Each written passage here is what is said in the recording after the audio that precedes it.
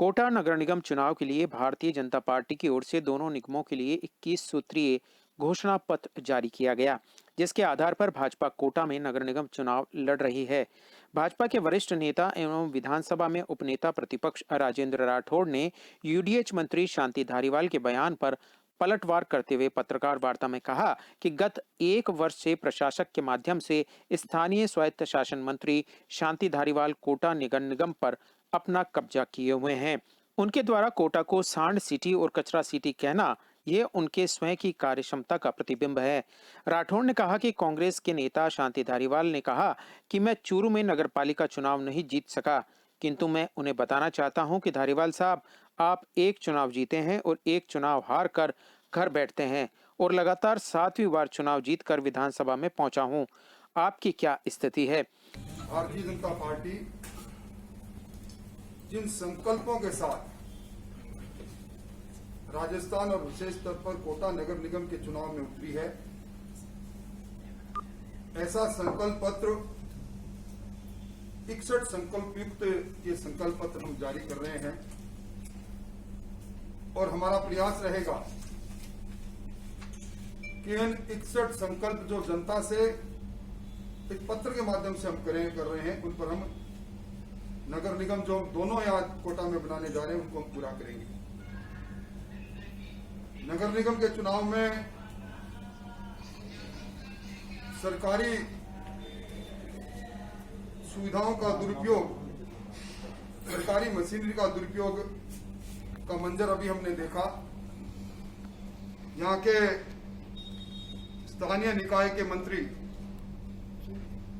30 गाड़ियों के साथ कोरोना की वैश्विक बीमारी में जो गाइडलाइन जारी की है भारत सरकार और राज्य सरकार ने, अब आपात प्रबंधन अधिनियम 2020 की अवहेलना करते हुए और सैकड़ों लोगों के साथ में अभी उन्होंने रोड शो किया। हम निर्वाचन आयोग से इस बात की शिकायत भी करेंगे। आज यूडीएच मंत्री महोदय ने प्रेस के माध्यम से कुछ आरोप, कुछ बातें की। उनका एक आरोप यह भी था कि समन्वयक के रूप में, कोऑर्डिनेटर के रूप में मैं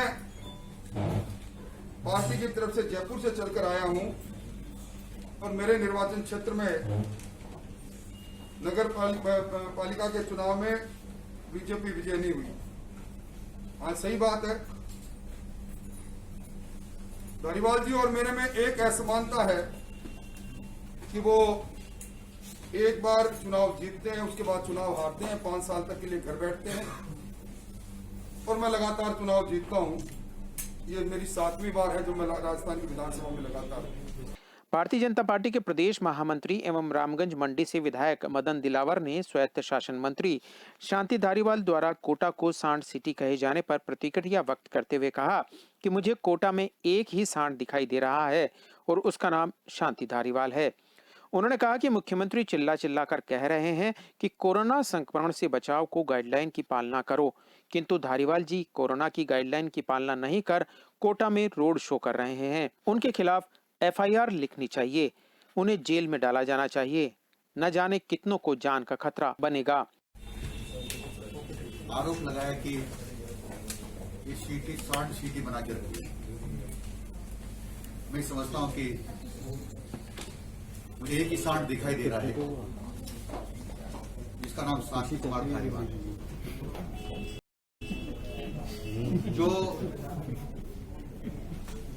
जो सब मास्क लगाए घूमते हैं, 2 गज दूरी रख करके घूमते हैं और मुख्यमंत्री चिल्ला चिल्ला कर रहे हैं, लेकिन मुख्यमंत्री जी उनके चेले चपाटियों को और ऐसे सांडों को कोरोना की गाइडलाइंस की पालना नहीं करा पा रहे हैं। मेरा मुख्यमंत्री से निवेदन है कि शांति कुमार जी धारीवाल के खिलाफ एफआईआर दर्ज कराएं और इनको गिरफ्तार करके जेल में डालें, क्योंकि पता नहीं है कितने लोगों की जान को खतरा बनेंगे और कितने लोग कोरोना से मर जाएंगे।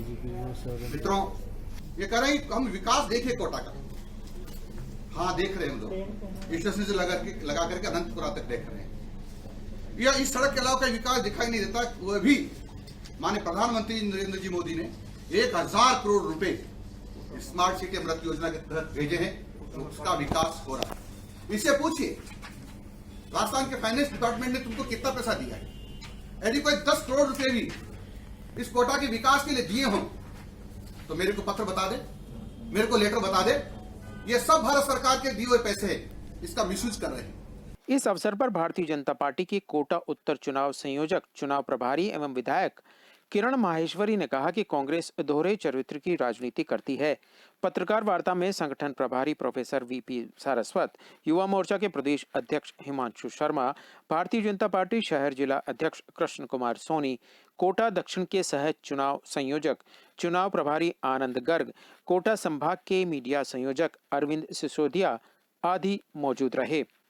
शांतिलाल जी धारीवाल जिन्होंने इस तरीके की जो रैली निकाली आज यहाँ पर, उस रैली के अंदर अगर 50-60 लोग भी हैं तो वो सरकारी मशीनरी के, लेकिन बिना ये सारी रैली के अंदर पूरा खुला इन्होंने सारी चीजों का उल्लंघन किया, जो नॉर्म्स हैं, जो इलेक्शन कमीशन के जो रूल्स हैं उसको। दूसरी तरफ अभी कुछ दिन पहले ही अग्रवाल समाज ने जो अपनी जयंती के ऊपर, अग्रसेन जयंती पर 10-15 लोग थे उनके ऊपर मुकदमा दर्ज किया, थाने में बंद किया और इस तरीके की कार्रवाई करी। अग्रवाल समाज अगर समाज के अग्रसेन जयंती के ऊपर अगर वो कोई रैली निकालते हैं जिसमें भी सिर्फ 15 लोग और पूरा कोरोना के रूल्स रेगुलेशंस को फॉलो करते हुए, बराबर सोशल डिस्टेंस को मेंटेन करते हुए वो लोग चल रहे थे और उनके ऊपर तो मुकदमा दर्ज कराया, और दूसरी तरफ खुद रैली निकाल रहे हैं 50-100 लोगों की और बिना परमिशन के निकाल रहे हैं, सारी धज्जियां उड़ा रहे हैं कोरोना की गाइडलाइंस की।